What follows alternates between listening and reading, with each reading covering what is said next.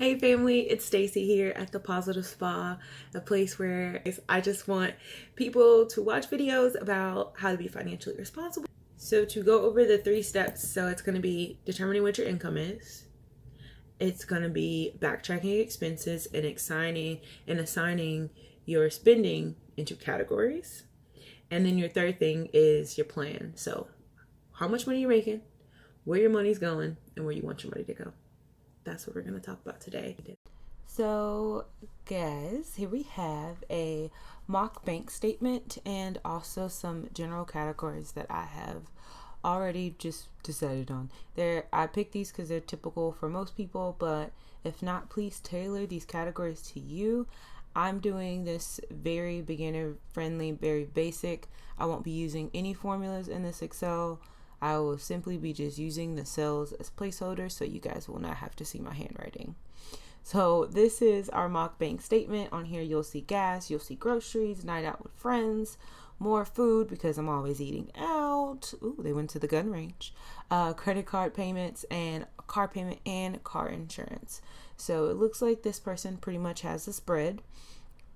And now what we're gonna do is you see these colors that I have assigned to these categories. I want you to then go through your charges and assign the category to the charge or whatever. So this is what I call backtracking, because we're looking at a previous month statement, which is usually, it's better to do 1 to 2 months just so you can see like more of a story. You can even do 3 months if you want to see like a real trend of like, where am I spending my money? This is how you can figure out if you have a clothes problem, if you have a food problem. Like I have a food problem. I want to go out to eat and I want to go and like spend $80 in a restaurant when I ain't got it like that. So we're going to just continue to go ahead and assign these categories. I'm speeding it up now.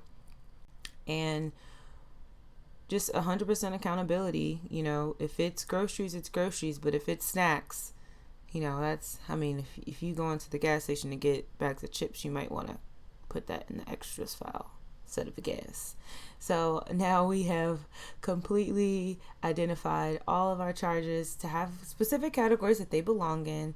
And now we're going to add up those charges for each category. So for example, I have highlighted green to be rent and utilities. And you see I'm adding up my water bill, my light bill, and my rent. And it's a total of $705. So we just do that for everything. And then you're going to add up to see how much money you have been spending. And that comes up to $1,950. $1,950. So, what are we going to do with this? Well, this is how we're going to craft our budget. Okay? So, stick with me and we'll finish this out. Quick interruption to tell you to hit that like button and please subscribe because I'm just starting. I'm going to bring out more content. So now that we are back from our quick commercial break, aka starring moi, we now are going to look at figuring out where we want our money to go. So reminder, we started looking at our spending habits. We put our spending habits into basic categories. We're figuring out where our coins are going. And now we're going to figure out where we want our coins to go. So I start with our non-negotiables, and those are basically things that like you have to pay every month. Like no matter what, like that's your baseline. And we're going to start by creating our baseline. And the careful thing is if you're going to cut from other categories to try to save money, but you have to remember what gets more expensive. For example, if we're not going to eat out as much, we have to look back at our grocery budget. And then the reason why the transportation budget went up was because I was like, we got to leave some gas money for the rest of the week.